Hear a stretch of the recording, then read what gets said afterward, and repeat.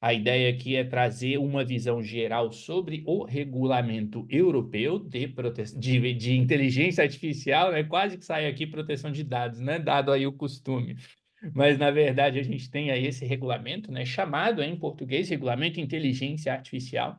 Então, trazer isso daqui, e, claro, fazer um vínculo com a ISO 42001, que é uma ISO, uma norma da ISO que ainda não tem em português, ela está em inglês, salvo aí alguma atualização que tenha ocorrido nos últimos 10 dias, né? Mas até onde eu sei, ela está só em inglês, uma ISO lançada no ano passado e que fala exatamente sobre isso, sobre a gestão de inteligência artificial dentro das organizações, tá? Então, a ideia aqui é trazer esses temas e, como o Flávio falou, né, ao final, claro, a gente quer aqui fazer o convite aí para vocês participarem de uma formação muito mais aprofundada que a gente vai ministrar, que a gente vai oferecer a respeito da norma da ISO e sobre como efetivamente fazer a gestão de inteligência artificial dentro das organizações, né? E até já coloco aqui para vocês, como eu falei anteriormente, vários nomes aqui são nomes conhecidos da área de privacidade. Então, para aqueles aqui que são da área de privacidade, né, eu já deixo logo de cara indicado que vocês, ou nós da área de privacidade, na prática, temos sido as pessoas mais recomendadas para gerir sistemas de inteligência artificial dentro das organizações, né? Então, essa é uma outra possibilidade, né? Essa é uma outra forma, digamos assim, que a pessoa que atua na área de privacidade pode atuar dentro das organizações. Eu coloco aqui como exemplo claro meu, tanto na empresa anterior em que eu trabalhava, como na empresa atual. Eu estou sendo a pessoa responsável por criar políticas de gestão e de aplicação de inteligência artificial, obviamente não sozinho, é claro, né? Mas em conjunto com outras equipes, com outros times, até porque a questão de inteligência artificial abarca toda a organização, mas efetivamente eu tenho sido a pessoa ali a gerir todo esse processo, a ficar responsável por isso, né? Então, é aí uma nova área que a gente deve olhar, tá? Eu acredito que deve olhar e cuidar disso dentro das organizações, né? Bom, pessoal, para quem ainda eventualmente esteja aqui pela primeira vez, faço aqui uma brevíssima apresentação, né? Se alguém estiver aqui agora, temos aí praticamente 300 pessoas aqui na sala, então, mais uma vez, obrigado a todos e a todas pela presença aí neste sábado de manhã. Peço aí para quem esteja aqui pela primeira vez que apenas indique, né? Coloca aí, primeira vez ou algo do tipo aqui no chat para a gente saber aqui quem está chegando por agora. E mais uma vez, todos muito bem-vindos e bem-vindas. Então, para quem está, tô vendo ali já vários comentários aqui no chat, né? E isso vocês já perceberam, eu estou com o chat aberto aqui também, tá? Então, todos vocês que estão colocando aí primeira vez, né? Mais uma vez, muito bem-vindo, obrigado aqui pela presença. E aqui uma breve apresentação, então, para que vocês saibam aí quem sou eu, né? Então, eu tenho doutorado em Direito pela Universidade de Lisboa, eu sou o sócio fundador da, obviamente, a minha empresa, a DataOX, né? Que é uma empresa focada em consultoria e treinamento em proteção de dados.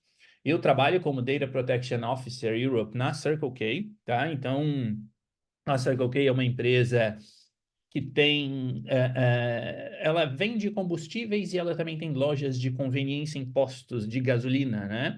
Então, ela não tem no Brasil, tá? Mas é uma empresa que está em 30 países praticamente, América do Norte, basicamente Canadá, Estados Unidos, vários países da Europa e países da Ásia também, tá? Então, atuo lá, sou membro do comitê, do grupo de especialistas do Comitê Europeu para a Proteção de Dados.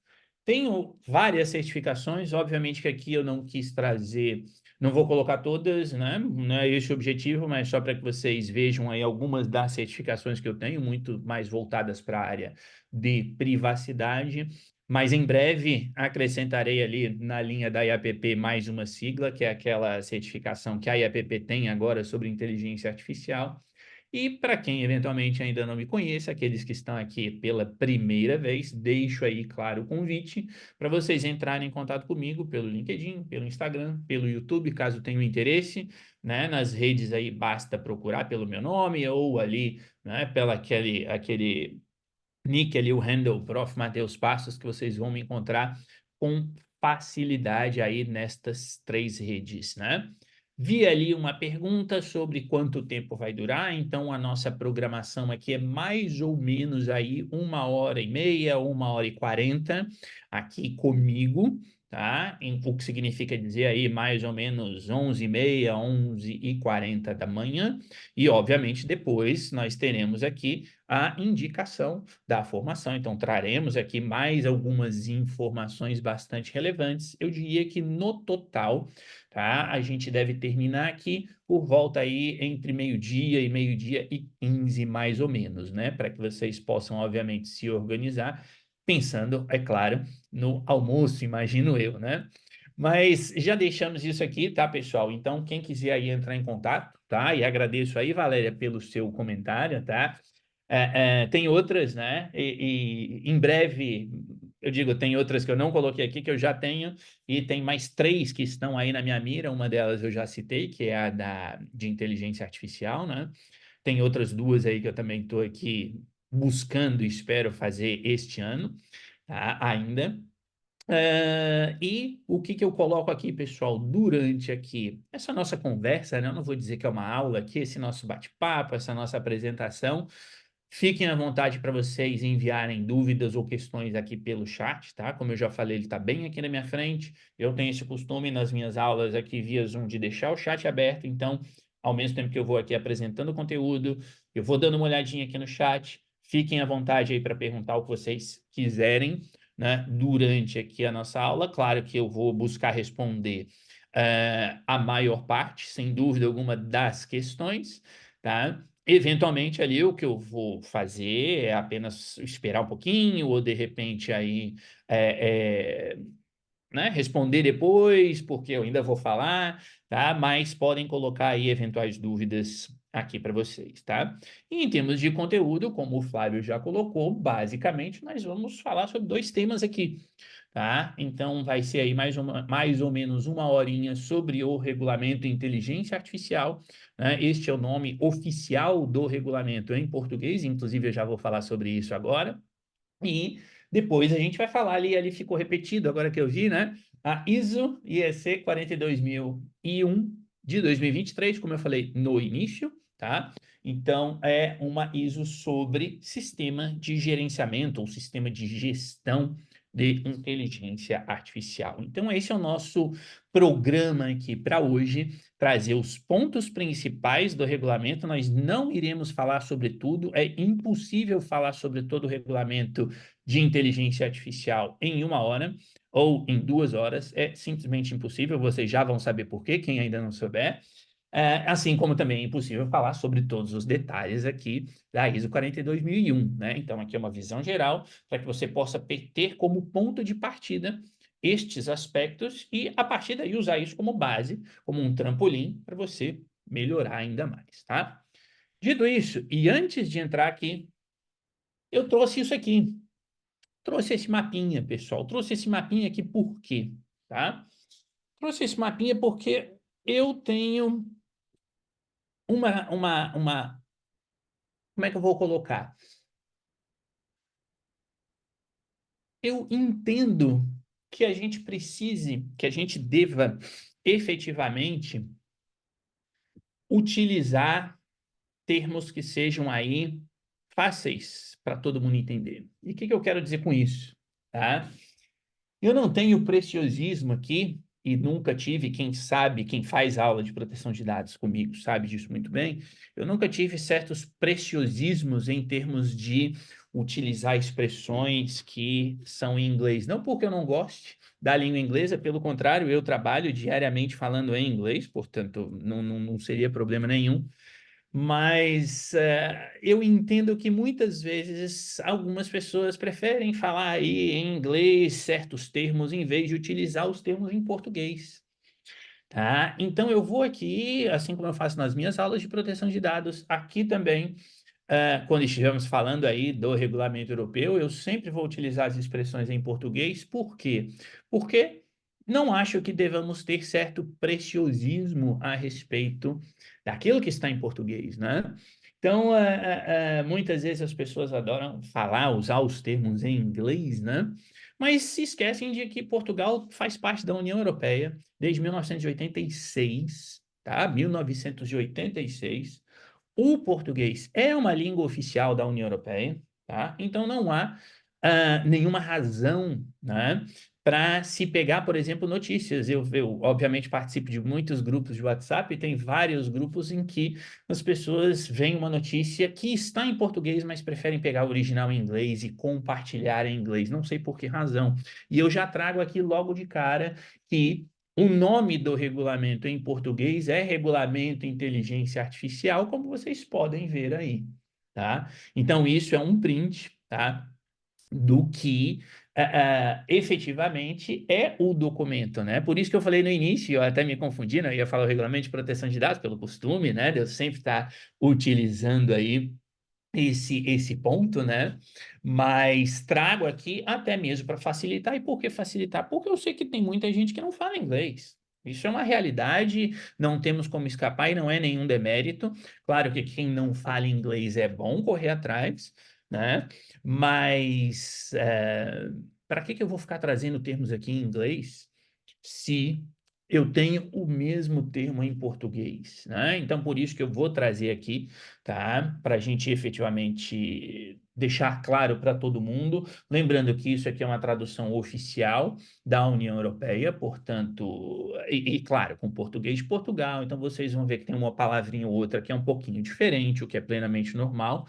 Mas se o negócio já está em português, eu não vou ficar aqui inventando e trazer em inglês para fazer de conta que é mais bonito, tá? Então, efetivamente, iremos trabalhar aqui com o texto em português que está disponível na internet, tá? Está disponível no site da Comissão Europeia.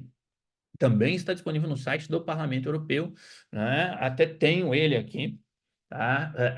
Então, está disponível, não há nenhuma razão para que a gente não utilize, né, o termo em português, tá? E até, deixa eu até fazer uma coisa aqui, ó. Já vou aqui, peraí, mandar aqui regulamento inteligência artificial. Quase sai errado aqui, peraí. Artificial em português. Tá aí no chat. Eu sei que às vezes pode dar um probleminha para alguém. Não consegui baixar no chat, não sei o quê. Se você não conseguiu baixar aqui no chat que eu acabei de enviar, não tem problema. Depois você olha, procura na internet que você vai achar sem dúvida alguma, tá? Então tá aí à disposição para quem quiser ver e quem quiser ver, quem tiver aí abrindo, já o documento já deve ter percebido que é um documento que tem 459 páginas, tá? Portanto, por isso que eu falei anteriormente, não temos aqui a possibilidade mínima de trazer absolutamente tudo por aqui, né? Vamos trazer os pontos principais. E qual é o primeiro ponto? O primeiro ponto é esse daqui, é entender o que é o regulamento, pessoal, tá? Primeiro, tá? A gente tem ali essas informações, o documento aprovado aí, ele tem, como eu falei, 459 páginas, esse que eu acabei de enviar aqui no chat. Ele tem 180 considerandos. Para quem não sabe, um considerando é uma introdução e explicação da legislação. Claro que eu estou falando de uma maneira bastante simplificada aqui, mas é isso. Tem 113 artigos. Lembrando que cada artigo tem inúmeros parágrafos, tem inúmeras alíneas, né? E tem 13 anexos, tá? E os anexos, eles têm a sua razão de ser, né? Então, nós temos ali alguns aspectos, inclusive eu vou trazer aqui dois anexos mais específicos que são bastante relevantes. Antes da gente entrar ali na finalidade, que eu tirei do texto, tá? O que eu quero colocar aqui? Só para que vocês entendam. No contexto da União Europeia, quando a gente fala em regulamento, e é exatamente o caso, assim como tem o Regulamento Geral sobre a Proteção de Dados, temos agora o Regulamento de Inteligência Artificial. né, que ele foi aprovado, mas ele não está em vigor e, na verdade, ele ainda vai passar por uma revisão, né? Então, na verdade, a data de aprovação final deve ser agora no mês de abril, nas próximas 2 ou 3 semanas. Mas só para deixar claro aqui para vocês, quando temos um regulamento, do ponto de vista jurídico, tá? Do ponto de vista jurídico, significa dizer que esta legislação vale na União Europeia, na verdade, no espaço econômico europeu como um todo. Ou seja, a partir do momento em que esse regulamento entrar em vigor, tá? Ele já tem aplicação automática. Ele já tem aplicação automática, né? Ele não precisa dos parlamentos, né? De ser aprovado pelos parlamentos, né? Os parlamentos, óbvio, dos países que compõem a União Europeia. Tá? Então, um regulamento, a partir do momento em que esse regulamento entra em vigor, ele é válido. Claro que ali pode ter um prazo, como é o caso, inclusive, desse regulamento de inteligência artificial, né? Ele tem aplicações faseadas, ou seja, em fases, tá? Então, a gente tem a aplicação em fases, né? Até 6 meses é um tipo de inteligência artificial, depois mais 6 meses outro e por aí vai. Mas o ponto que eu quero dizer é que ele é de aplicação automática dentro da União Europeia, tá? Então, isso aqui precisa ficar bem claro para que não se imagine que, mas num país é assim, no outro assado, não. Ele é válido na União Europeia como um todo. E aí a gente tem a finalidade. Trouxe aqui muito rapidamente, não é o nosso foco vai para outros pontos que são mais relevantes, mas temos aqui, só para deixar claro, a ideia da finalidade. Então, a finalidade do regulamento é melhorar o funcionamento do mercado interno, obviamente, falando mercado interno da União Europeia, é claro, e promover a adoção de uma inteligência artificial centrada no ser humano e de confiança, adotando simultaneamente um elevado nível de proteção da saúde, da segurança e dos direitos fundamentais consagrados na Carta dos Direitos Fundamentais, incluindo democracia, Estado de Direito e proteção do ambiente contra os efeitos nocivos dos sistemas de inteligência artificial, que são chamados genericamente de sistemas de IA, na União Europeia. Obviamente, né, pessoal, quem for ler aí o documento que eu compartilhei, todas as vezes que vocês virem ali a palavra União com letra maiúscula, está se referindo à União Europeia, né? Bem como apoiar a inovação. O que eu quero que vocês tirem aqui dessa finalidade? Duas palavrinhas que estão na terceira linha, no meio da terceira linha. E essas palavrinhas são direitos fundamentais, tá? Por quê? Porque, como a gente vai ver um pouquinho mais à frente, o regulamento de inteligência artificial exige um foco, ou traz um foco em direitos fundamentais como um todo, tá? Inclusive, né, para quem é da área de proteção de dados e já conhece, vou usar aqui os termos em português da LGPD, vocês todos conhecem o relatório de impacto, a proteção de dados, né? Uma avaliação de risco em relação à proteção de dados. E assim como temos o RIPD, aqui temos uma avaliação de impacto também, mas aí sobre direitos fundamentais. Tá? É uma avaliação sobre o uso de inteligência artificial e qual é o impacto dela. Então, é outra avaliação de risco, é outra análise de risco, mas eu vou chegar lá daqui a pouquinho. Tá? Então, temos aqui essa finalidade deste documento, deste regulamento, e aí a gente passa para as definições. Não trouxe todas, até porque são 68 definições no documento, então, por isso que eu falei mais uma vez, se a gente fosse falar desse documento inteiro aqui, a gente ia ficar horas, né, falando. Não tem como. Trouxe as principais. E aqui eu já começo, obviamente, pela principal. O que é um sistema de inteligência artificial? Pelo regulamento. Percebam, eu não estou dizendo que o que está aqui é um sistema de inteligência artificial, né? Eu, Matheus, inclusive, discordo dessa definição e vou mostrar alguns detalhes de por que eu discordo já já, mas é a definição que está lá, é a definição do Regulamento Europeu sobre Inteligência Artificial. Então, o regulamento vai dizer isso aí, né? Vai dizer que um sistema de inteligência artificial é um sistema baseado em máquinas, tá? Concebido para funcionar com níveis de autonomia variáveis, que pode apresentar capacidade de adaptação após a implantação e que, para objetivos explícitos ou implícitos, e com base nos dados de entrada que recebe, infere a forma de gerar resultados. tais como previsões, conteúdos, recomendações ou decisões que podem influenciar ambientes físicos ou virtuais. Tá? Tem mais coisa ali depois, mas esse é o ponto central da definição de inteligência artificial. Então, temos essa definição, e aqui até eu trago esses pontos, né? Ou seja, algumas ideias aqui sobre esta definição. Então, quando a gente tem ali. E quando eu trago aqui esses pontos, pessoal, vejam, eu não vou entrar aqui no mérito, como eu falei, até volto aqui, se a definição está certa, se a definição está errada. Como eu disse, eu pessoalmente não concordo 100% com essa definição, e já vou mostrar o porquê, não é? Mas é a que a gente tem. Né? Talvez alguns de vocês falem, sim, é isso aqui, faz total sentido. Tem outros que vão dizer, não, não, não faz nenhum sentido. Aí é com cada um, essa é a definição, e para o bem ou para o mal, é com isso que a gente vai ter de lidar quando estivermos utilizando um sistema de inteligência artificial. Então, aqui eu coloco alguns pontos na minha visão só para que vocês reflitam sobre isso. Como eu coloquei ali, eu acho que quando a gente fala de níveis de autonomia variáveis, seria útil especificar que a autonomia de um sistema de IA depende não apenas do seu design, mas também do contexto de aplicação e das políticas de governança estabelecidas. Tá? Então, acho que isso aqui é um ponto que, enfim, vamos ver, mas tem um detalhezinho que está no próximo slide, como que isso vai se concretizar.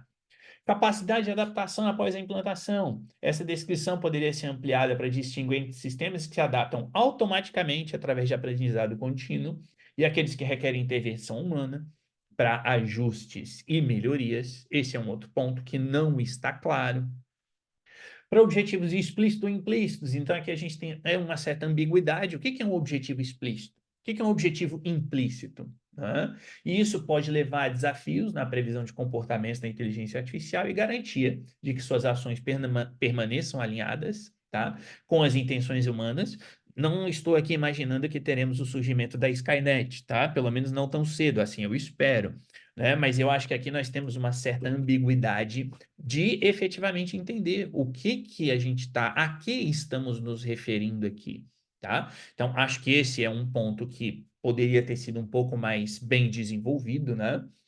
Depois nós temos ali a questão de inferir da forma de gerar resultados, então acho que isso poderia ser também mais detalhado ao explicar que os métodos podem variar, né, entre sistemas de inteligência artificial, é claro.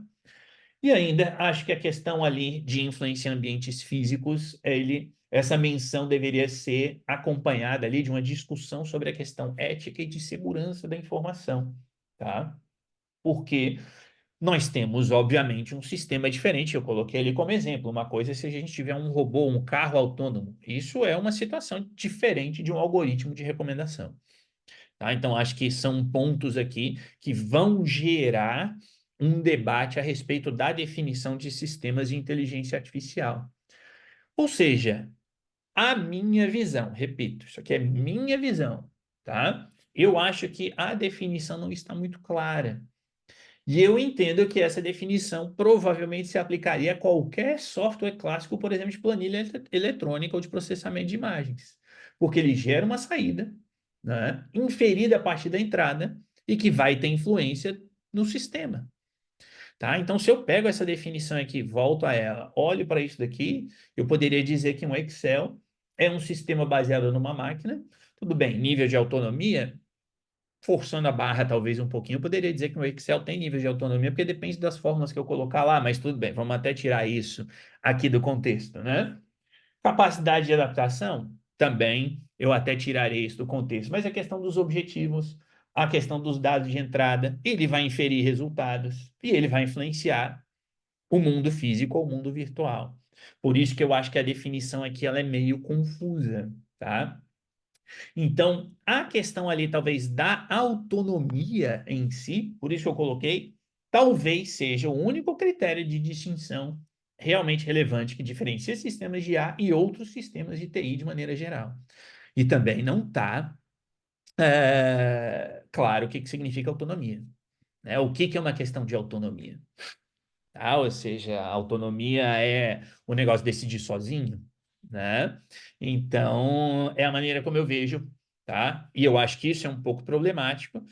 A própria Comissão Europeia reconhece que isso é problemático quando ela definiu que ela pode, no futuro, dizer, emitir as suas diretrizes, tá, sobre a aplicação prática da definição. Então, percebam, a Comissão Europeia se resguardou o direito de mais para frente lançar, fazer uma analogia aqui, um guia orientativo sobre o que a definição quer dizer, né? Ela não vai modificar, a Comissão Europeia não pode modificar a definição em si, né? Mas ela vai dizer, olha, no contexto tal, entendemos que seja assim, entendemos que seja assado.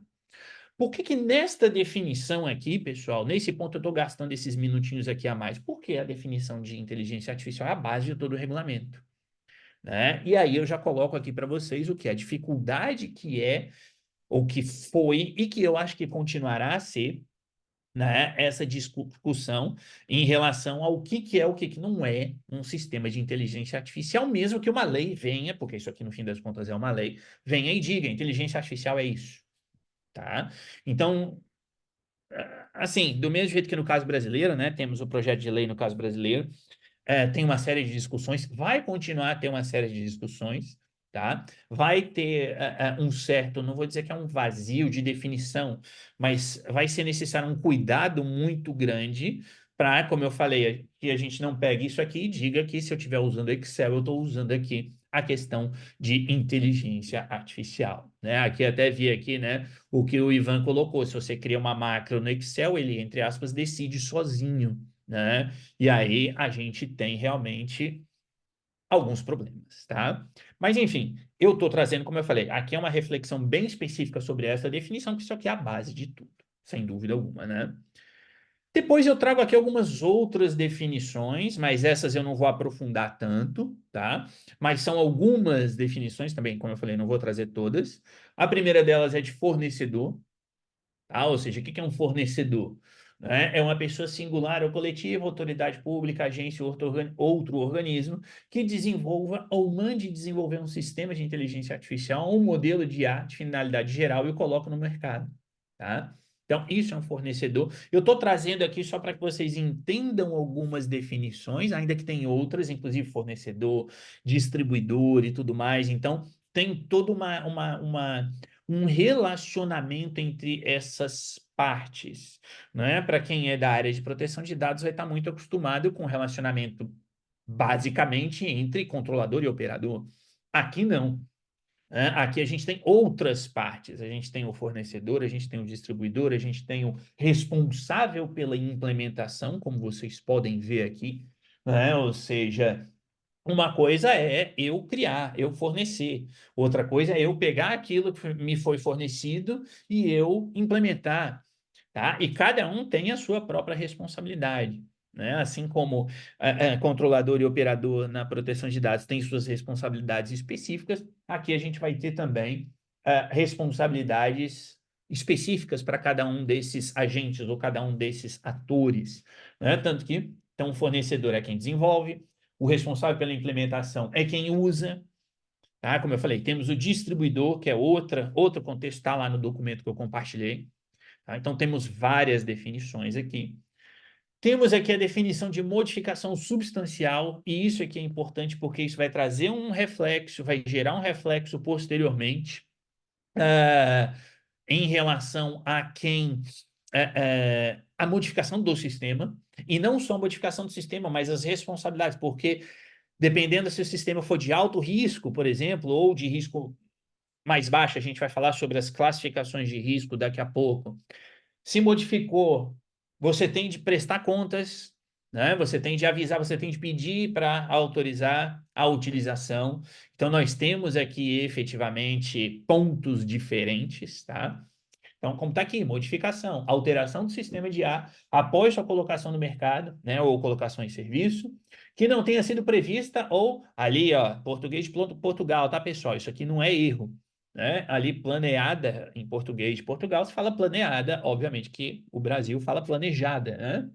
Pelo fornecedor na avaliação da conformidade inicial e que, consequentemente, afete a conformidade do sistema com os requisitos estabelecidos no capítulo 2, seção 2 do regulamento, ou que modifique a finalidade prevista.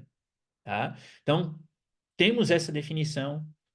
Temos depois outra definição de incidente grave. que é um incidente grave? Tá aqui, ó. Qualquer incidente ou anomalia no sistema de IA que direta ou indiretamente tenha alguma dessas consequências. A morte de uma pessoa ou danos graves para a saúde, perturbação grave e irreversível da gestão ou do funcionamento de uma estrutura crítica, violação das obrigações decorrentes do direito da União Europeia, como eu já falei, destinados a proteger os direitos fundamentais, ou danos graves ao bem ou ao ambiente.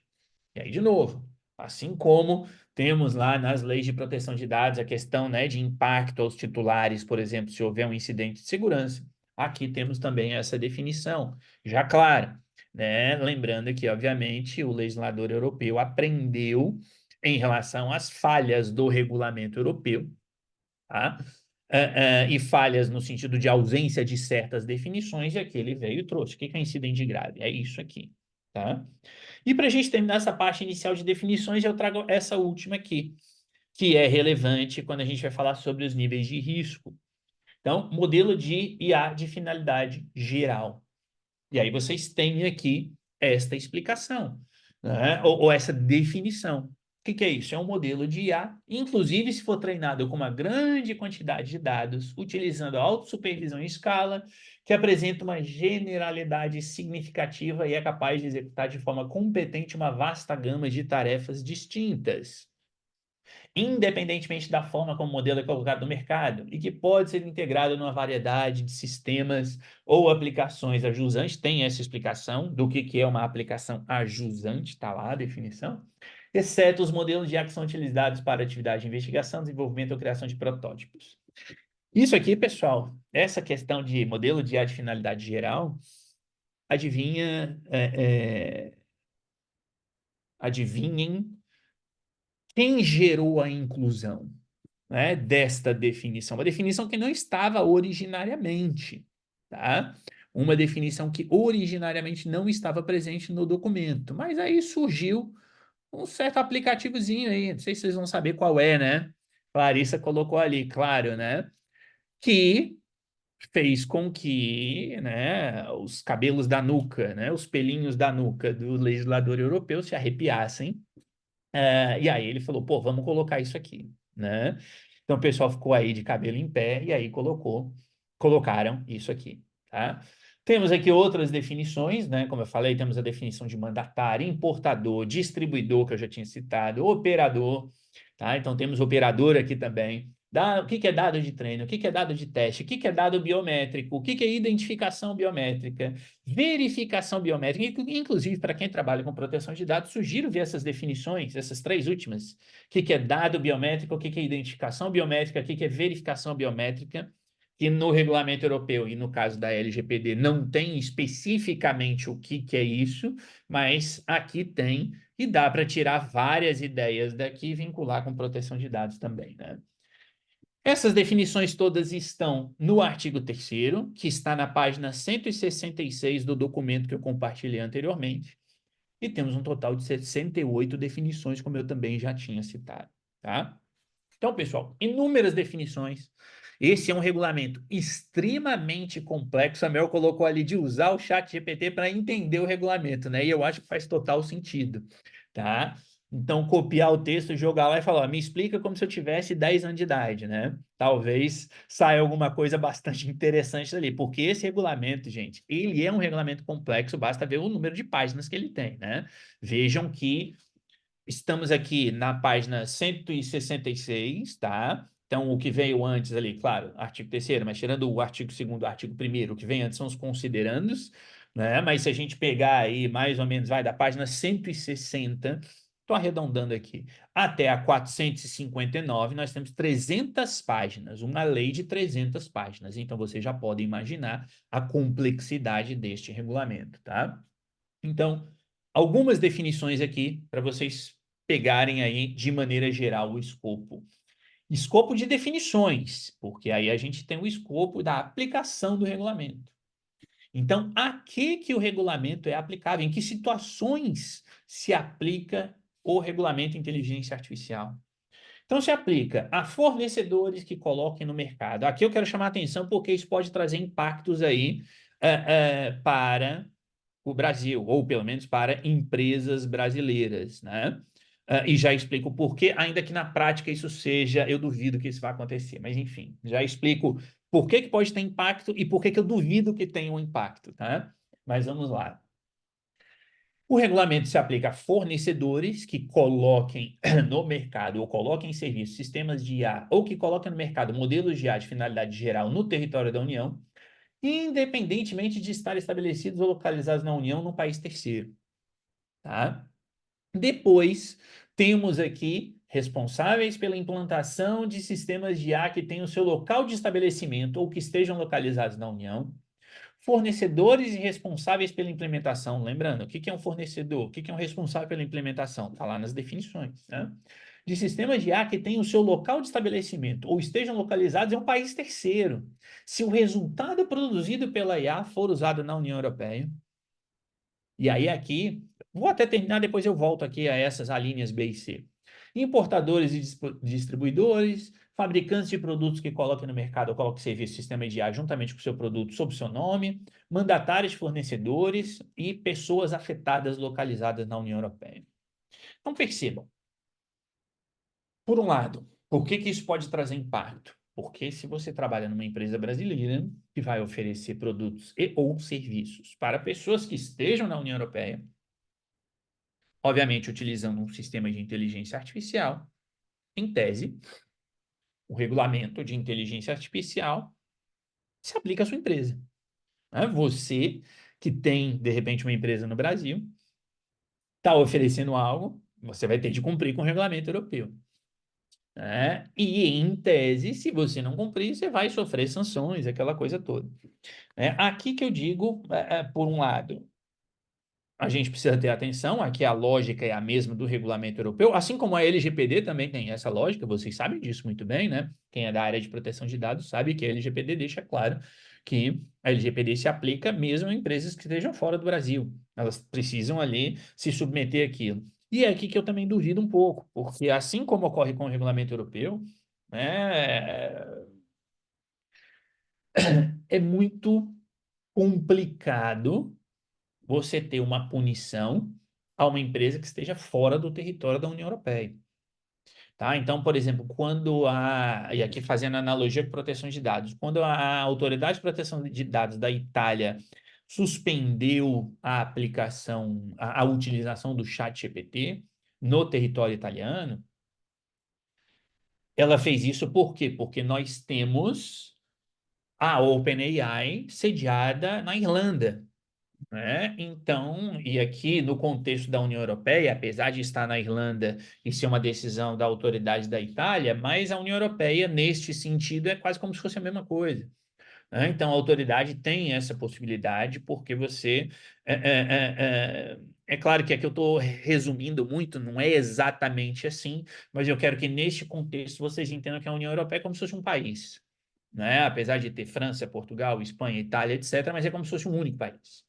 Tá? Então, a gente tem aqui efetivamente esta situação, e aí a gente tem, então, a possibilidade dessa aplicação. Agora, como foi colocado aí pela Leila no chat, muito complicada a fiscalização e o controle disso tudo. Né? Mas, enfim, em princípio, é aplicável. Temos aí depois também algumas exceções, tá? Então, sistemas usados para fins militares, de defesa ou de segurança nacional, o regulamento não se aplica. Autoridades públicas de países terceiros, né? Ou seja, país terceiro é um país que não seja membro da União Europeia, tá? Ou organizações internacionais, se estiverem agindo no âmbito de cooperação internacional ou de aplicação da lei e cooperação judicial com a União Europeia, desde que protegido direitos fundamentais. Sistemas ou modelos de IA desenvolvidos e colocados em serviço para fins de pesquisa científica e desenvolvimento. E qualquer atividade de pesquisa, teste e desenvolvimento de sistemas ou modelos de IA antes de serem colocados no mercado, tá? Excluindo testes em condições do mundo real. Tá? Então, a gente tem aqui a ideia de que esses 4 elementos serão exceções. Então, você pode desenvolver um sistema de inteligência artificial, eu estou me focando aqui no último, porque os 3 primeiros são acho que meio claros, né? Mas o último ali, olhando até mais para o setor privado, por exemplo, você pode desenvolver um modelo internamente, não tem problema nenhum, né? Seu próprio. E aí o regulamento não se aplica desde que ele não seja disponibilizado publicamente, porque a partir do momento que for disponibilizado publicamente, aí o regulamento vai se aplicar, tá? Então a gente tem isso aqui como exceções. Ainda no âmbito do escopo, tá? A gente tem aqui também que responsáveis pela implementação que estejam usando sistemas de IA no curso de uma atividade puramente pessoal e não, isso como exceção, tá, pessoal? Não, né? Então, aqui não se aplica, tá? Responsáveis pela implementação que estejam usando sistemas de IA no curso de uma atividade puramente pessoal e não profissional, tá? Então, se você tiver criando deepfakes na sua casa, em princípio não vai se aplicar, né? Desde que você não publique aquilo dali, tá? Então, aqui vejam, eu trago o exemplo aí do deepfake justamente como uma questão, como é que a gente vai resolver. Claro que temos a questão de risco e tudo mais, mas se eu sou uma pessoa, eu quero brincar com deepfake, eu vou lá e crio um deepfake qualquer e publico no meu canal no YouTube. E meu canal do YouTube não é monetizado. Então, é uma atividade pessoal. Não é uma atividade pessoal, né? Não é uma atividade pessoal, não é uma atividade profissional, por exemplo, tá? Mas tá lá, e aí, como é que fica? Né? Então, são desafios práticos que a gente vai ter de ver o que, que vai acontecer. Mas, de todo jeito, temos essa exceção, que faz sentido, né? Sistemas de IA, e aqui vejam, open source, né? Sistemas de IA sob licenças gratuitas e de código aberto. Tá? Então, se for gratuito e de código aberto, não se aplica, a não ser que seja um sistema de IA de licença gratuita, de código aberto, mas considerado de alto risco, e a gente vai ver o que é alto risco daqui a pouquinho. Que tenha práticas proibidas, também vou trazer isso daqui a pouquinho. Que tenham regras de transparência para determinados sistemas de IA. A gente não vai entrar aqui nesse mérito, mas está lá no título 4. Quem tiver interesse é só pegar aquele documento e olhar. E que cumpra com essas obrigações especiais de transparência, tá?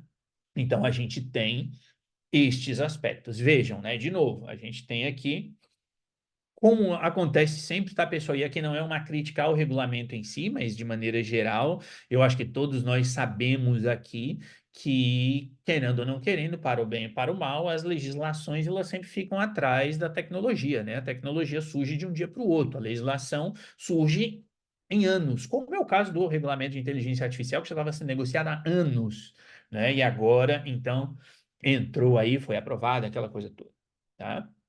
Então, a gente tem aqui estes aspectos, essas exceções. Vamos ver na prática como que vai ficar. Depois temos essa definição aqui, tá? Ou seja, eu não vou entrar aqui nos 5 pontos mais específicos, mas eu quero focar um pouquinho nessa questão de inteligência artificial de finalidade geral. O que é isso? Que está lá no regulamento. A sigla em inglês é essa GPAI, tá? GPAI, né, no caso, tá? Então a gente tem em português foi traduzido, tá lá no regulamento, basta olhar como inteligência artificial de finalidade geral. E o regulamento fornece regras específicas para esses modelos, e, de novo, esse tópico aqui, né, de coisa geral, modelo de IA de finalidade geral, lembrem-se, ele foi introduzido por quê? Por causa do surgimento do ChatGPT. Tá? Aliás, eu até gostaria aqui de dizer que o ChatGPT, de certa forma, ele foi um elemento ah, que acabou por potencializar, fazer com que o regulamento saísse do papel, se movesse, porque o regulamento, o seu trâmite estava meio parado, surgiu o ChatGPT, foi aquela coisa toda, aí o legislador falou, temos de correr atrás, tá? Então, a gente tem aqui, regulamento fornece regras específicas para modelos de IA de finalidade geral e para modelos de IA de uso geral que representam riscos sistêmicos. Então, temos essas regrinhas aqui, tá?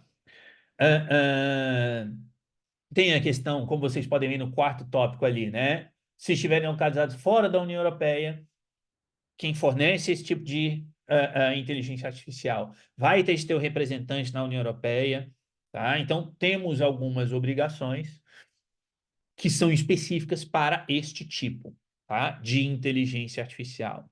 Nesse sentido aqui, de novo, algumas das obrigações, e aí, para ver a complexidade do regulamento, nós temos os níveis de risco que a gente vai chegar lá em 3 slides. Tá? Em 3 slides, eu vou mostrar os 4 níveis de risco que a gente tem pelo regulamento. Mas dentro desse próprio nível de risco, a gente tem subníveis, porque o modelo de IA de finalidade geral, ele tem o geral geral e temos o geral com recursos de alto impacto, como está aqui.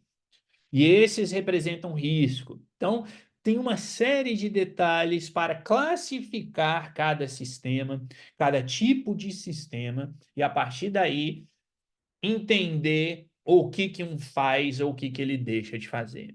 Tá? Como vocês podem ver aqui no segundo ponto, só a título de exemplo, né? Os provedores desse sistema de finalidade geral devem notificar a Comissão Europeia se o modelo for treinado usando uma potência total de computação superior a 10 elevado a 25 flops, ou seja, operações de ponto flutuante por segundo. Quando esse limite for atingido, a presunção será de que o modelo é um modelo de finalidade geral que apresenta riscos sistêmicos. Então, percebam, as obrigações. E aí, pessoal, aqui eu estou trazendo, claro, um pouco mais o regulamento, mas eu já quero que vocês comecem a pensar um pouquinho à frente. Quando eu digo pensar à frente do que a gente vai ver daqui mais ou menos aí uns 20, 30 minutinhos, que é o quê? Como que você operacionaliza isso dentro de uma empresa? Porque nós temos uma série de obrigações. Aí eu sou uma empresa que eu estou contratando a OpenAI. Aí, será que eu não sou o criador, eu não sou o fornecedor, lembra da definição? A OpenAI, falando aqui especificamente do ChatGPT, a OpenAI é o fornecedor. Eu sou, entre aspas, o usuário, né? Eu sou lá o responsável pela implementação, porque eu vou pegar a OpenAI, botar no meu serviço e oferecer para o meu consumidor. Tá? E aí, como que eu vou dizer se é ou não uma inteligência, um modelo de finalidade geral? Tá? Né? Ele é um modelo de finalidade geral? Sou eu que sou o responsável pela implementação, que eu vou ter de olhar para isso? Ou é a OpenAI que vai ter de me dizer se é uma potência de computação de 10 elevado a 25 flops? Então, por que eu digo pensar à frente? Porque quando a gente chegar lá na 42001, na ISO 42001, é aqui que a gente vai entrar no âmbito do processo interno para eu poder operacionalizar isso daqui. Né? Porque vocês sabem, as normas da ISO entram aí como boas e muitas vezes ótimas práticas para que eu possa criar um sistema de gestão interno para cumprir com o que a lei me exige. Né? Então, nós temos esses pontos aqui. Tá? Vocês podem ver ali no terceiro ponto, não vou entrar no mérito, aqui é só para colocar de uma maneira bem geral também para reflexão. Além dos requisitos de transparência e proteção de direitos autorais, então vejam, temos de olhar para direitos autorais, né, que recaem sobre todos os modelos de finalidade geral. Os provedores de modelos de finalidade geral de risco sistêmico são obrigados a avaliar e mitigar constantemente os riscos.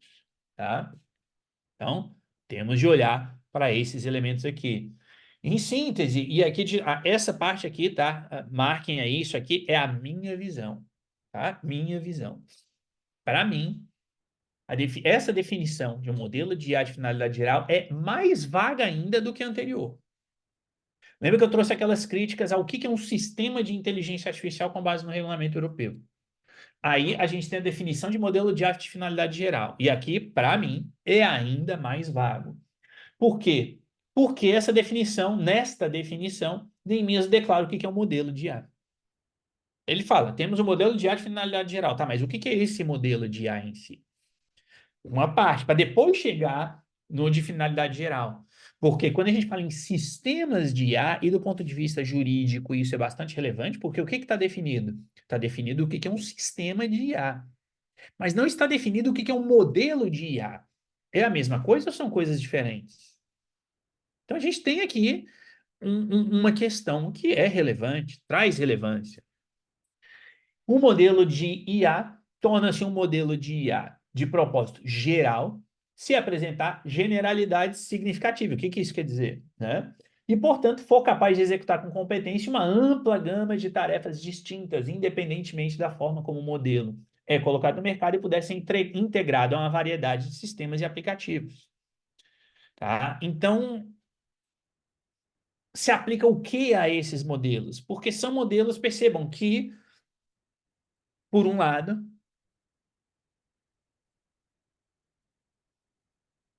se ele tem finalidade geral, ele pode fazer tudo. Mas, ao mesmo tempo, a gente sabe que o modelo, que pelo menos no momento atual, nós não temos modelos de inteligência artificial que façam tudo. Os modelos fazem tarefas específicas. Mesmo lá, o ChatGPT, ele tem uma tarefa específica que é gerar texto. Claro que aí você analisa, né? Tem a parte de análise, blá, blá, blá, mas é tudo baseado em texto.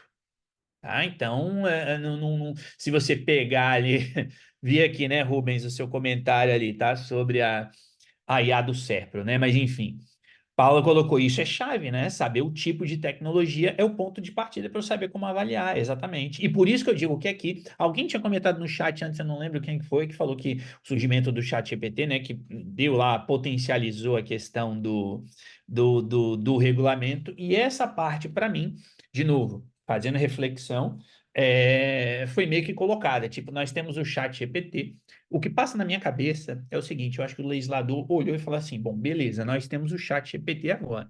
O que o chat GPT faz? Não sei, então vamos chamar de finalidade geral. Que a gente não tem definição muito clara, precisamos fazer, né? Precisamos criar um regulamento, precisamos criar leis, tá? E aí a gente, o que ele faz? Bom, eu não sei, ele faz tudo, mas também não faz nada, então vamos dizer que é de finalidade geral. Claro, de novo, essa é a minha maneira de enxergar isso daqui, tá? Não participei do processo legislativo, não li as atas do processo legislativo, então estou aqui como um usuário externo, entre aspas, chegando a essas conclusões, tá? De toda sorte, temos isso aqui, temos essa definição, vamos ver como é que as coisas vão se adaptar na realidade. Chegamos aqui nas categorias de risco, tá? Aqui eu tive de trazer em inglês, né? Porque, enfim, isso aqui efetivamente, esse gráfico que eu achei bastante interessante, ele até o momento está apenas em inglês, tá? Mas eu optei por não traduzir, mas a gente tem ali esses 4 critérios, tá? Os 4 critérios de risco. Quais são? De cima para baixo, obviamente, os sistemas de inteligência artificial de risco inaceitável, proibido, tá?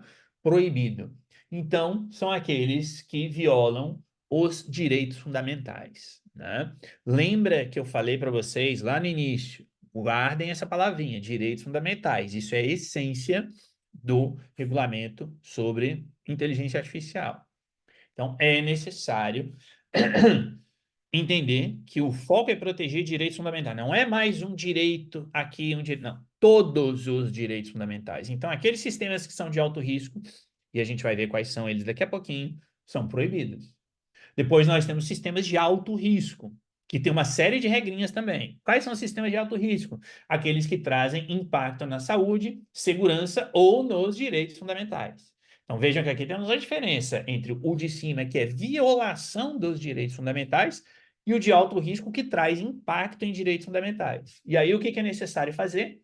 É necessário ter avaliações de conformidade, várias, não é só uma, tem algumas, tá? Tem de fazer um monitoramento contínuo depois que o sistema entra em prática, ou seja, trazendo mais responsabilidades para as empresas e outros critérios, outras ações, obrigações. Depois temos aqueles sistemas que são identificados como sistemas que geram um risco de transparência. Tá? Foi chamado assim. Como vocês podem ver, está a linha amarela. Então, esses sistemas que geram risco de transparência, o que é isso? São aqueles sistemas que podem gerar o risco de personificação, né? Ou seja, é o deepfake, por exemplo, né? Em princípio, poderia ser, não só, ele pode ser também de alto risco, tá? Mas se você cria algo e se faz passar por alguém, esse é o risco ali de personificação, né? A manipulação ou enganar as pessoas, né? Como está ali, chatbots, deepfakes, ou conteúdo gerado por inteligência artificial. E aí, para esses sistemas, nós temos então a obrigação de informar ao usuário que essas atividades são criadas por inteligência artificial e garantir a transparência. E aí, de novo, né? A intenção, pessoal, eu acho excelente, acho que está certo, né? Agora, como que eu, como organização, vou colocar isso em prática? Tá? Ou seja, eu crio um chatbot que usa o ChatGPT, que usa a OpenAI, a API da OpenAI para poder responder num serviço de atendimento ao consumidor. Posso? Posso, beleza. Só que significa dizer que eu vou ter de dizer para o usuário sempre que, olha, usuário, você não está conversando com o ser humano, você está conversando com a API do ChatGPT, por exemplo. Né? A API da OpenAI, né? A API do ChatGPT, não, a API da OpenAI. Tá? Então, temos aqui esse tipo de sistema, que é o sistema chamado de, que gera ou que pode trazer esses riscos de transparência. E por fim, nós temos ali os sistemas de inteligência artificial com risco mínimo, tá? Então, por exemplo, sistemas aí para filtros de spam, né? Ou sistemas de recomendação, né? Que, enfim, se estabeleceu que eles têm um risco mínimo e aqui não tem nada muito específico. E aí, como eu falei, né? De lambuja entraram ali os sistemas de finalidade geral. Embaixo, como vocês podem ver. Para estes, e vejam que o sistema de finalidade geral, ele pode ser o geral geral, como eu disse antes, ou pode ser o geral com riscos sistêmicos. Né? Então, o que é o geral geral? Geralzão, o que você faz? Você tem requerimentos de transparência. E o geral, mas com risco sistêmico, finalidade geral, né? Mas com risco sistêmico, você tem os requerimentos de transparência, mas não só. Aí você tem a questão de avaliação de risco e mitigação desses riscos. Então, esse slide aqui, ele meio que sintetiza, claro que tem muito mais detalhes, mas ele meio que sintetiza as categorias de risco que estão no regulamento inteligência artificial, assim como as obrigações para cada um deles, tá? E aqui, pessoal, eu tenho mais dois pontos para trazer, né? Então, vai ser aqui um pouco rápido, a gente já vai entrar aí na ISO 42001, tá? Mas antes, eu trago aqui os sistemas e práticas de inteligência artificial que são proibidos. Só para vocês terem uma ideia, né? Então, o que é proibido? Sistemas de IA que usam técnicas subliminares, manipuladoras ou enganosas para distorcer o comportamento das pessoas ou de um grupo de pessoas e prejudicar a tomada de decisões informadas, causando danos significativos. E aí vejam como aqui, isso está no regulamento. Vejam como isso aqui, pessoal, já pode gerar uma contradição na interpretação do regulamento. Por quê? Porque isso aqui, eu posso dizer que um deepfake faz isso aqui. Ou seja, um deepfake é uma técnica para enganar, para distorcer o comportamento. Só que vejam, o regulamento diz que isso é de alto risco, então é proibido. Beleza. Só que o regulamento também diz que, por exemplo, vocês podem ver ali no amarelo, um deepfake não é tão arriscado. Tá? E aí? Vale o quê? Então, na prática, a gente precisa pensar em como gerir isso daqui. Tá? A gente tem de pensar em como solucionar isso daqui. Mas isso é outro ponto. Vamos focar aqui nesses elementos de risco, ou de alto risco que são proibidos, né? Sistemas de IA que exploram vulnerabilidades devido à idade, deficiência ou situações sociais ou econômicas, causando danos significativos. Sistemas de categorização biométrica que inferem a raça, opiniões políticas, filiação a sindicatos, crenças religiosas ou filosóficas, vida sexual ou orientação sexual, exceto para rotulagem ou filtragem legal para fins de aplicação da lei. Tá? Sistemas de IA que avaliam ou classificam indivíduos com base, ou grupos, né? Com base em comportamento social ou características pessoais, que é aquela questão do score social, né? Inclusive, tem lá um dos episódios, não vou lembrar agora em qual temporada nem qual episódio, mas tem um episódio lá daquela série Black Mirror que trata exatamente disso daqui, né? Então, você tem aquele aquela pontuação social, né? Enfim, para quem não assistiu, vale muito a pena assistir, né? Então, a gente tem aqui, temos ainda identificação biométrica remota em tempo real de espaços públicos para aplicação da lei, tá? Exceto para objetivos específicos necessários, como busca de vítimas de sequestro, de exploração sexual de pessoas desaparecidas, prevenção de certas ameaças substanciais e iminentes à segurança ou identificação de suspeitos de crimes graves, tá? Então, a gente tem ali, né? A prevenção de certas ameaças substanciais. O que é isso? Mas, enfim, de novo, né? Só trazendo pontos para a gente refletir aqui. Sistemas de IA que avaliam o risco de indivíduos cometerem infrações criminais com base em perfis ou traços, características de personalidade, né? Aí aqui não apenas Black Mirror, mas o Minority Report, né? Que é um filme que fala sobre isso daqui, né? Ainda que num formato um pouquinho diferente, mas a ideia seria aquela daquele filme, para quem assistiu aí sabe, né? Dá para fazer a associação muito clara. Sistemas de IA que criam ou expandem bancos de dados de reconhecimento facial por meio de raspagem não direcionada da internet ou de imagens de câmeras de segurança. Sistemas de IA que inferem emoções em locais de trabalho ou instituições educacionais, exceto por motivos médicos ou de segurança. Então, esses sistemas são sistemas proibidos. Não podem ser aplicados na realidade, tá? Esses, repito, são sistemas terminantemente proibidos. Depois nós temos os sistemas de alto risco, tá?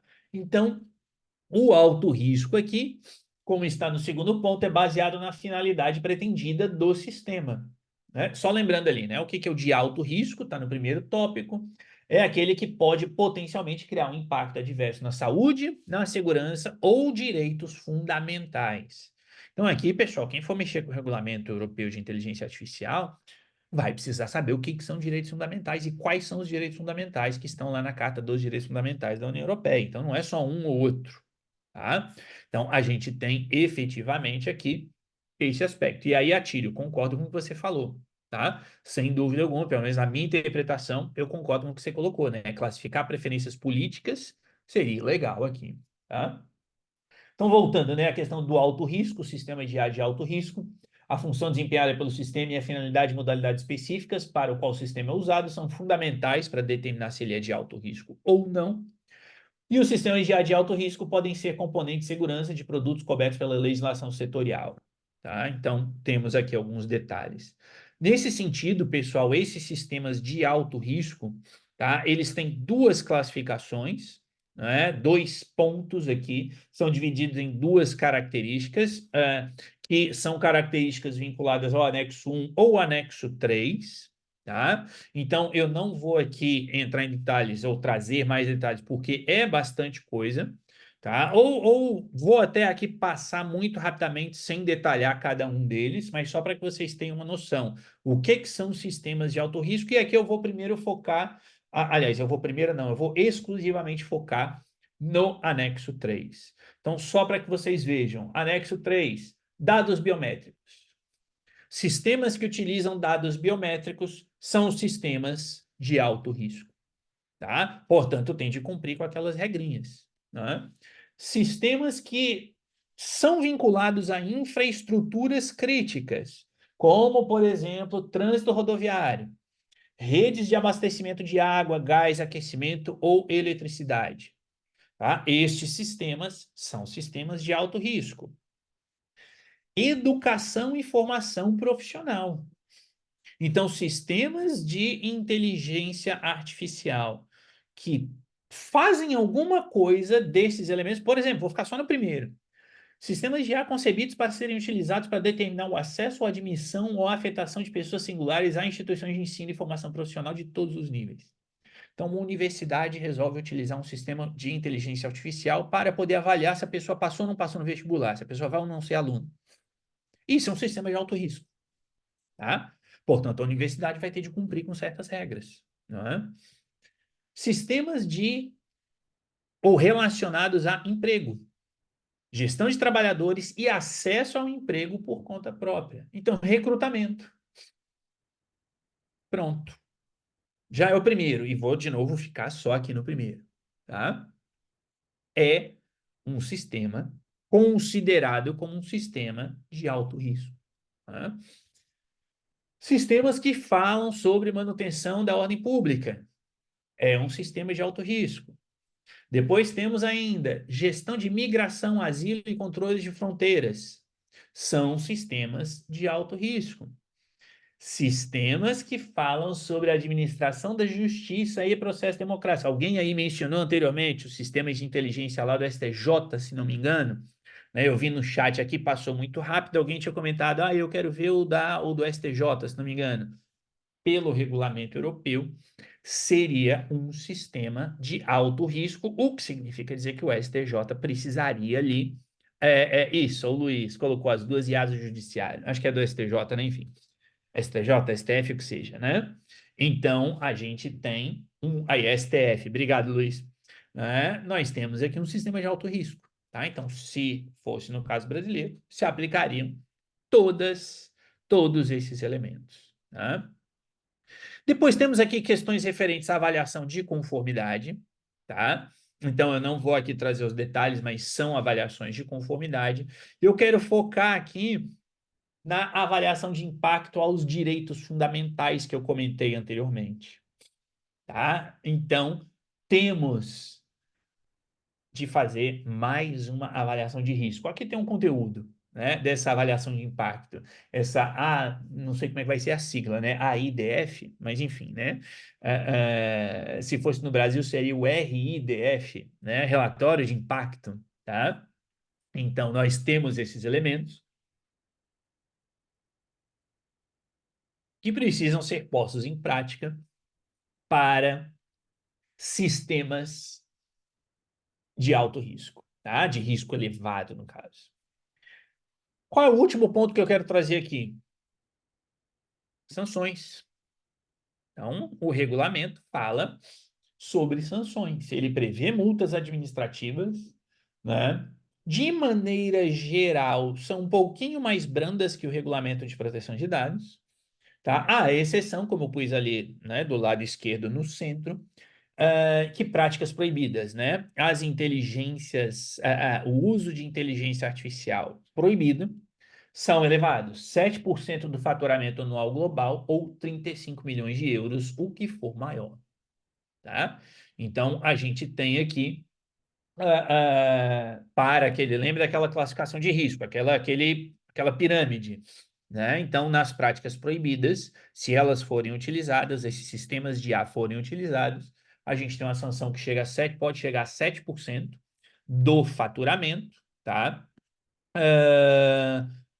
Caso contrário, as multas são limitadas ao máximo de 3% ou 15 milhões, né?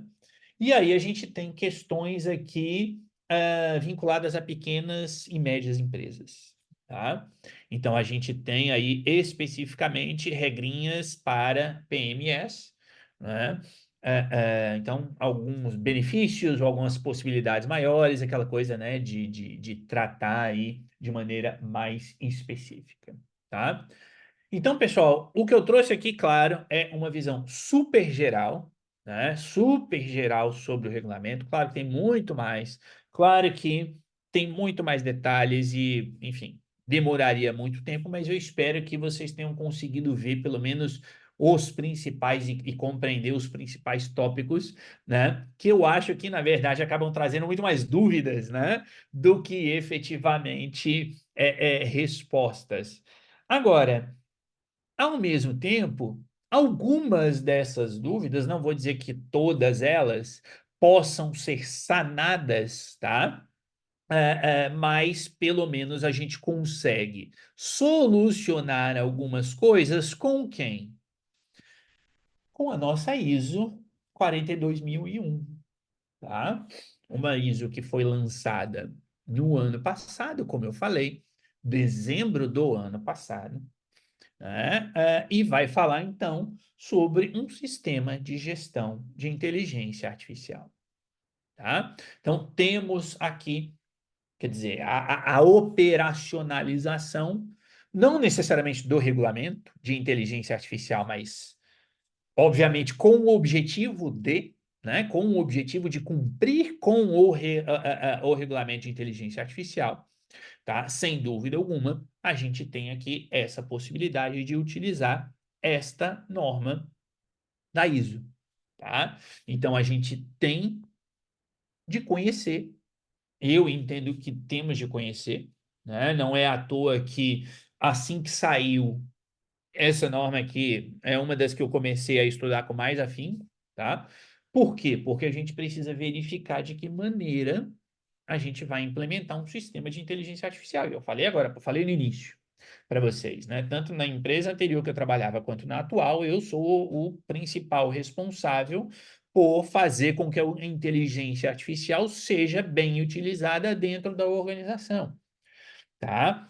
Ainda mais agora no contexto do regulamento de inteligência artificial, ou no caso brasileiro, como será, eu vou usar aqui a expressão em breve, tá, pessoal? Mas não entendam em breve como semana que vem ou mês que vem, de repente esse em breve é no ano que vem, enfim. Quando surgir a legislação de regulação de inteligência artificial no Brasil, as empresas vão ter de cumprir, né? Assim como tem de cumprir com a LGPD, vão ter de cumprir aqui com a lei, seja lá o nome que tiver, estou chamando aqui de lei de inteligência artificial, né? Vamos ver qual vai ser o nome, qual vai ser a sigla, né? Se vai ser, a gente já tem a LAI, né? Acesso à informação, será que teremos a LIA, né? E aí vai confundir LIA com a avaliação do legítimo interesse, ou vai ser a lei de inteligência artificial? Enfim, estou aqui só especulando e brincando um pouquinho aqui com vocês. O ponto é que temos, então, esta norma da ISO que, para todo mundo que for mexer com inteligência artificial de alguma forma, e óbvio que eu digo mexer com o foco principal em gestão, mas não só. Não só. Né? Porque eu entendo que quem for, por exemplo, de um setor de ciência de dados dentro de uma empresa, seria bom conhecer isso aqui. Seria bom conhecer isso aqui. Por quê? Porque conhecendo isso daqui, você, como cientista de dados, vai poder, não vou dizer limitar, mas colocar o seu trabalho dentro de padrões internacionais, de boas práticas internacionais que vão direcionar a empresa a estar mais próxima da conformidade com a legislação, né? Eu não acho que, porque eu sigo 100% a norma da ISO. X eu cumpro com a lei. Não é assim. Na minha visão, você pode cumprir com tudo de uma norma da ISO, seja lá a norma que for, tá? Pode ser essa de inteligência artificial, pode ser a de segurança da informação, pode ser a de proteção de dados. Você pode seguir uma norma e mesmo assim ainda faltar alguma coisinha para cumprir com a legislação. Agora, é óbvio que se você segue esses padrões, com certeza você estará muito mais próximo de cumprir do que se você simplesmente falar, bom, o que que eu faço? E aí eu começo a fazer do nada. Além do mais, né? Se a gente já tem esses padrões aqui, para que que você vai ficar reinventando a roda? E esta norma, a 42.001, tem esta estrutura, né? Ou seja, a gente tem aqui aquela parte inicial que todas as normas da ISO têm, escopo, referências normativas, termos e definições, né? E depois nós temos a parte que realmente importa, né? E a parte que realmente importa, eu até coloquei aqui em negrito, como vocês podem perceber, é entender o contexto da organização, definir a questão da liderança, fazer o planejamento, estabelecer ações de suporte, estabelecer a operação, ou seja, colocar em prática, avaliação de desempenho e melhoria. Então, como vocês percebem, né, essa norma aqui, quem já conhece o esquema, no bom sentido, das normas da ISO, esse esquema sempre segue aquele ciclo PDCA. Né? Você começa, planeja, né, faz, e depois você busca melhoria, né? Você busca melhoria contínua daquilo dali, tá? Então, aqui não é diferente, tá? Aqui é exatamente o mesmo esquema, aqui é exatamente a mesma estrutura. E eu vou aqui trazer, então, alguns pontos, de novo também, né? Essa norma aqui da ISO, tem bastante coisa, então também não dá aqui para a gente, em meia hora, uma hora, falar sobre tudo. Vou trazer aqui alguns pontos centrais, tá? E a ideia é que a gente utilize isso daqui na prática. E aí eu vi aqui, né, a pergunta ali do Vandercy, ele perguntou, né, podemos usar a referência da norma europeia e da ONU em nossas normas internas? Eu entendo que sim. Tá? Eu entendo que sim, e aqui, Vandeci, fazendo essa associação, por exemplo, entre o regulamento de inteligência artificial, o regulamento europeu, e a ISO. Né? Eu não vejo nenhum problema em se fazer isso, tá? É a mesma coisa como eu sempre coloco em relação à proteção de dados, né? Ou seja, eu acho que não há nenhuma dificuldade, nenhum problema em você se inspirar. Não é dizer cumprir com, mas é utilizar como boas práticas, né? Então, acho que não há nenhum problema aqui e você pode focar, claro, nessa estrutura. Então, no contexto dessa estrutura aqui, da 42.001, o que que a gente tem? Em primeiro lugar, como sempre, entendimento do contexto da organização. Pessoal, prestem atenção numa coisa: não se implementa, não se coloca em prática dentro de uma empresa qualquer sistema novo. E quando eu falo sistema, eu não estou falando de aplicativo, tá?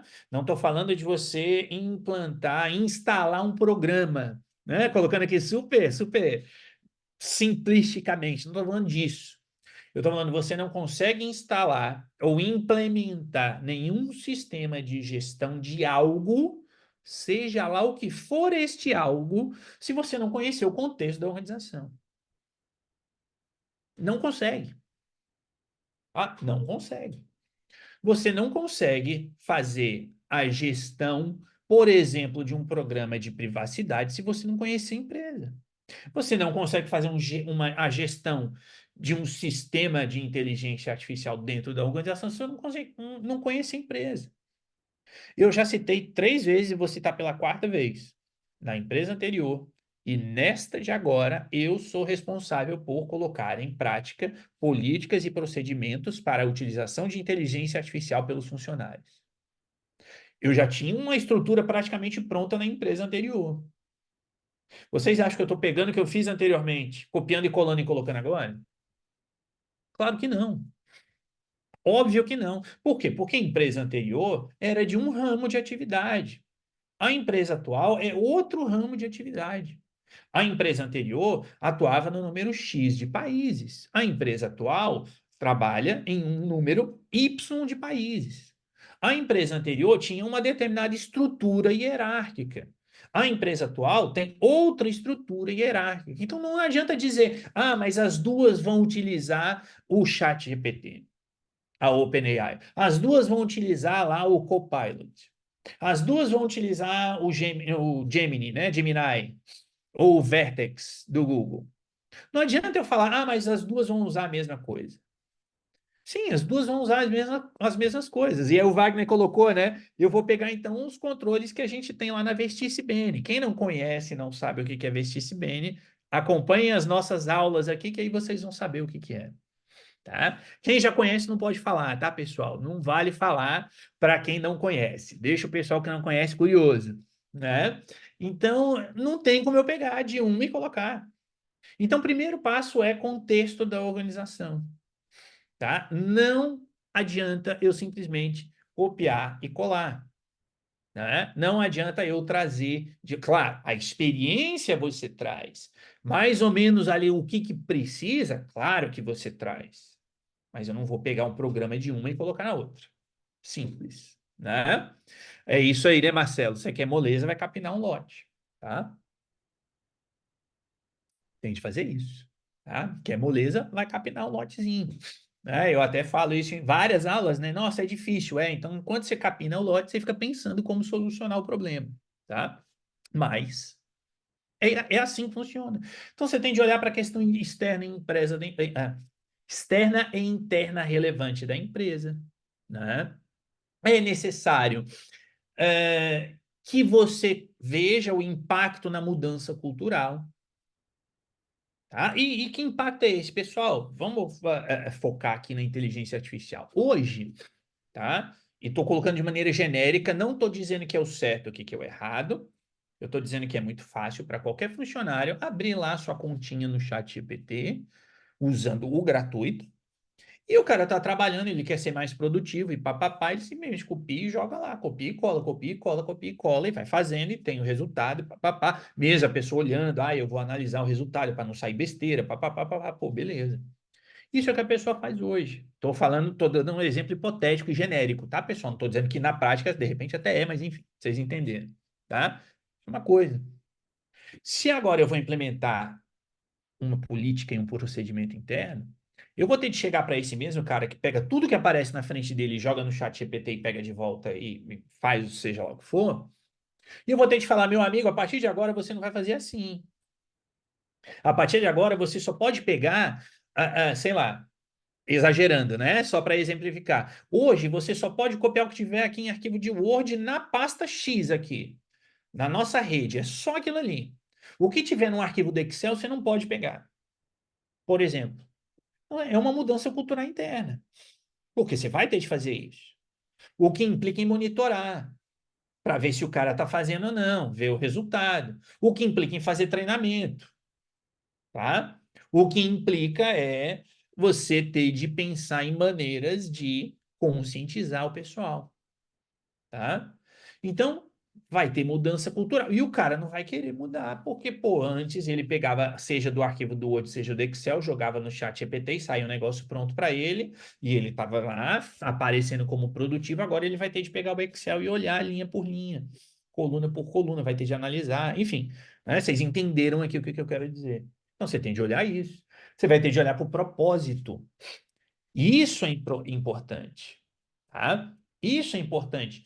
Qual é o propósito de você utilizar uma inteligência artificial? Eu me lembro que, alguns anos atrás, a gente aqui, em conjunto com a TI Exames, a gente ofereceu a formação do Blockchain Foundation, né? Talvez alguns de vocês até tenham feito aquele curso de blockchain que a gente ofereceu alguns anos atrás.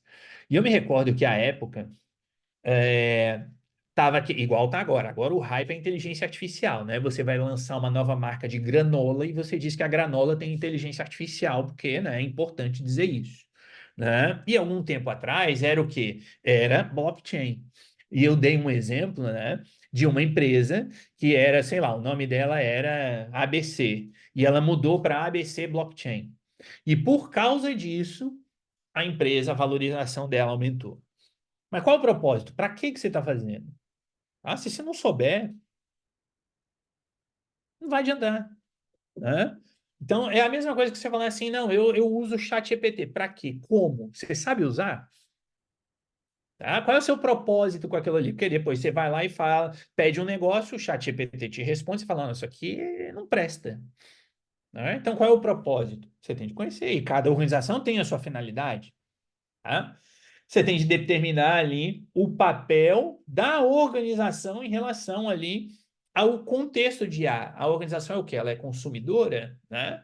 Ou usando lá a terminologia do regulamento europeu, ela é responsável pela implementação? Ela é distribuidora? Ela é fornecedora? Ela é o quê?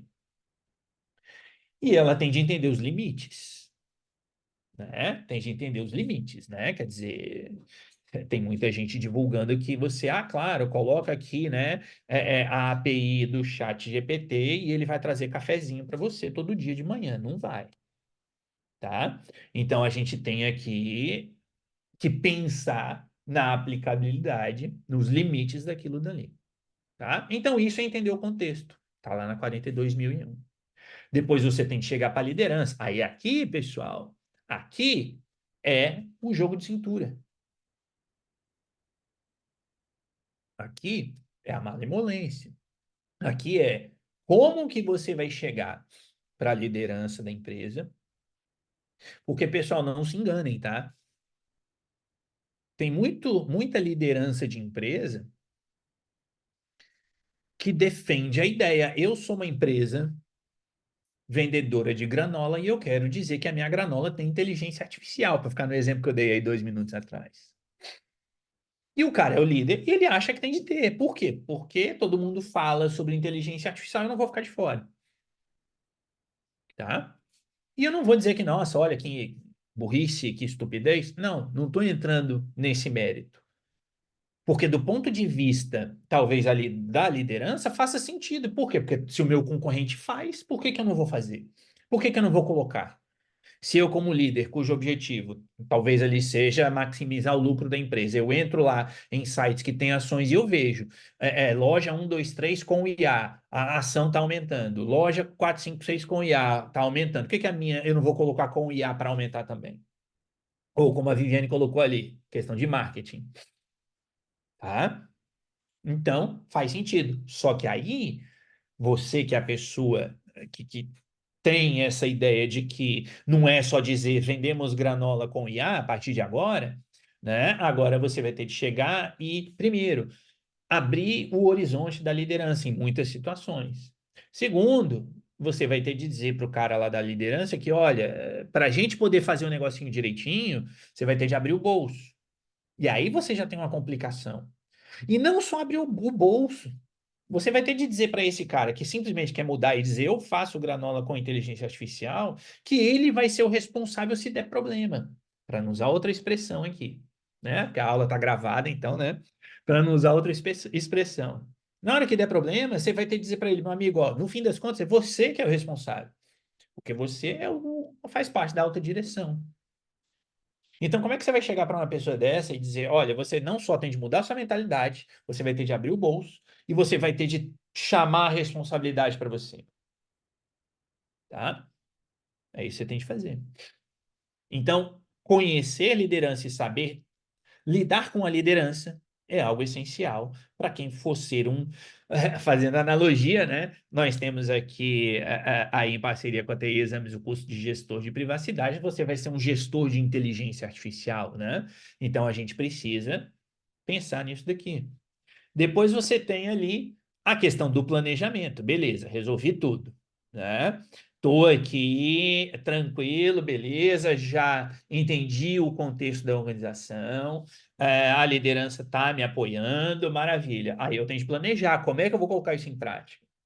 Então você tem de olhar para risco e oportunidade, porque não é só a oportunidade de dizer faço granola com IA e minha ação vai subir, isso gera risco. Basta pensar na classificação de risco do regulamento europeu. Você gera riscos, e todos nós sabemos, né, pessoal? Qualquer um que abre o chat GPT e coloca qualquer coisa lá é um risco, tá? Então você tem essa questão, né?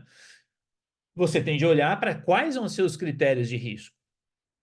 Porque, de repente, você que é a pessoa implementando aqui os controles da 42001, você tem um critério de risco que é o XYZ, mas o cara que está lá na alta direção, que não conhece, vai dizer, não, não, a gente tem outro critério. Então, qual é o critério da empresa para aquilo daí?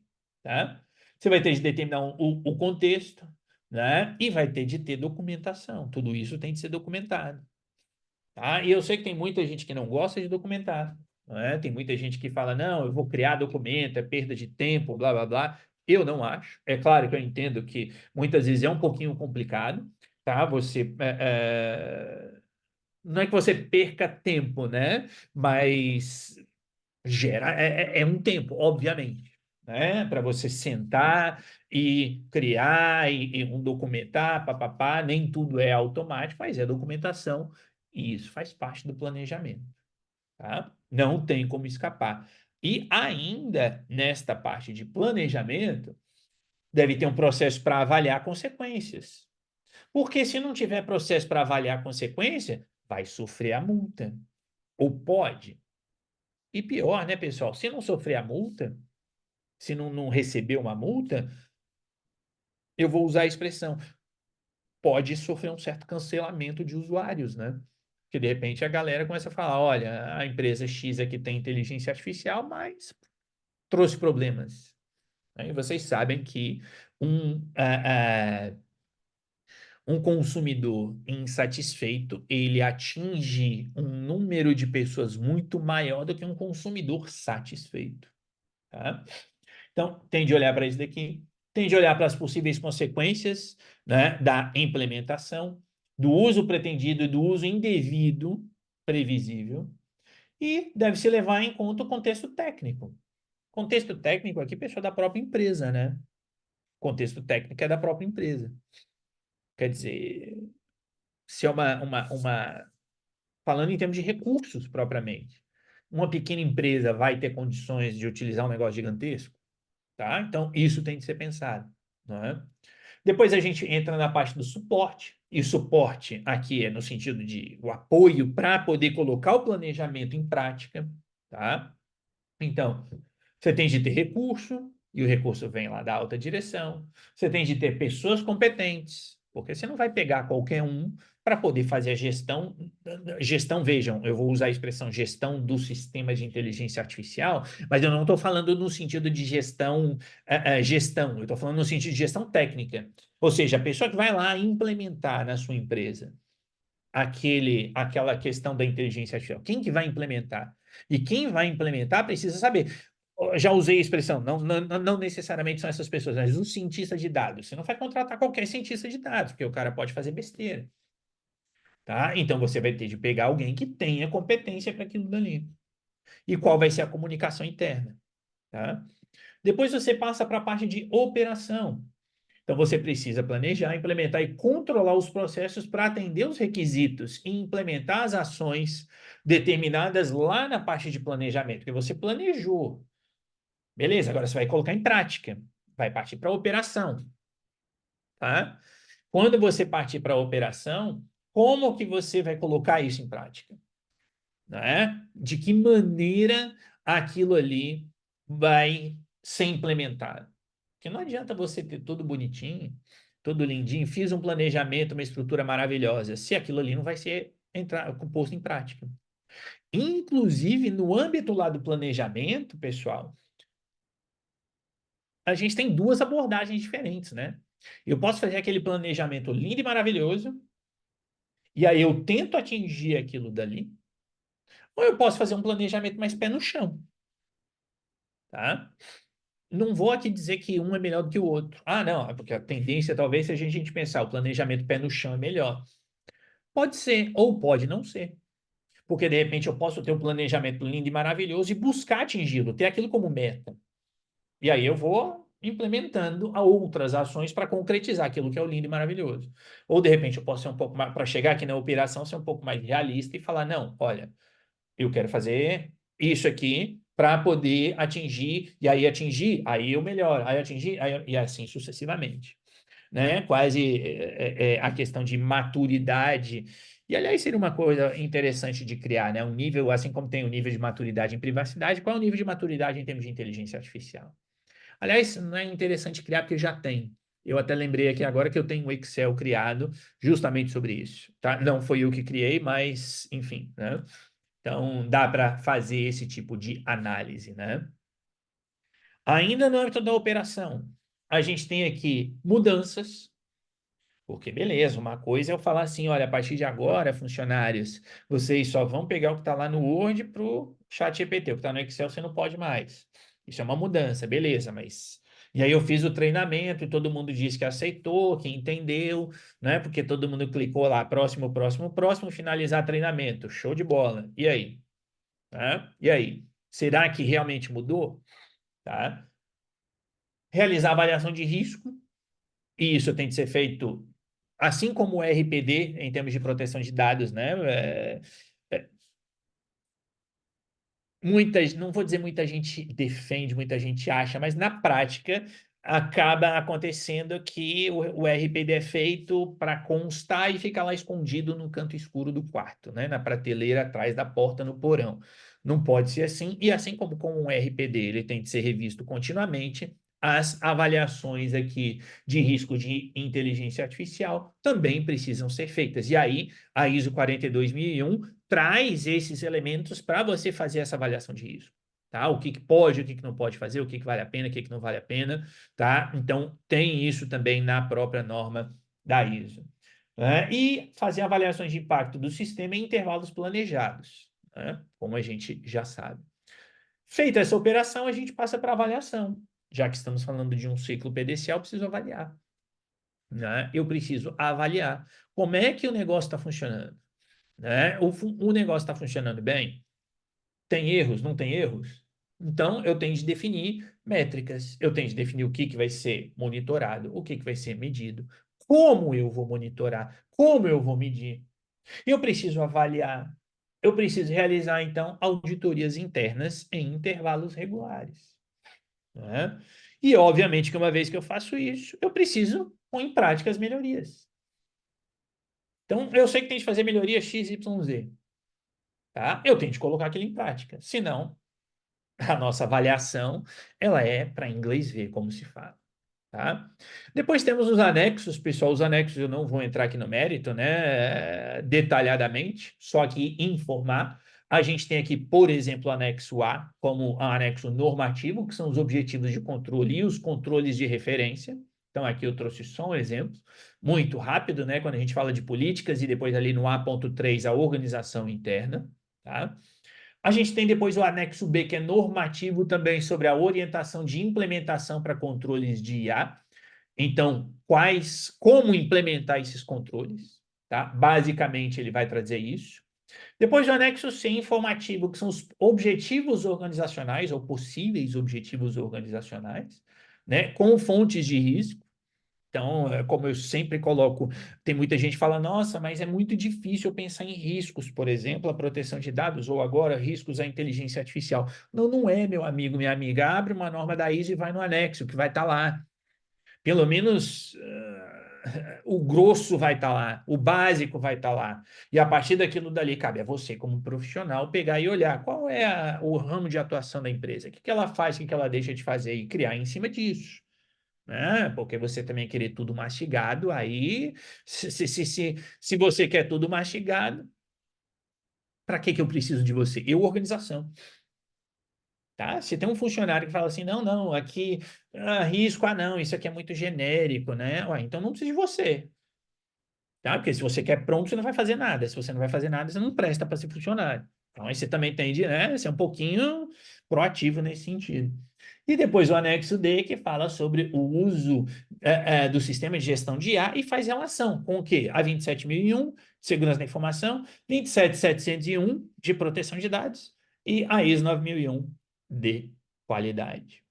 Então, essa é, de maneira óbvia, muito rápida, a estrutura aqui da ISO 42001. E com isso eu agradeço, obviamente, a presença de todos, né? Aqui no que eu tinha para indicar, a gente vai ficando por aqui. Eu espero que tenha ficado claro quais são alguns dos mecanismos da 42001 que nos permitem colocar em prática esse sistema de gestão de inteligência artificial para cumprir com as obrigações.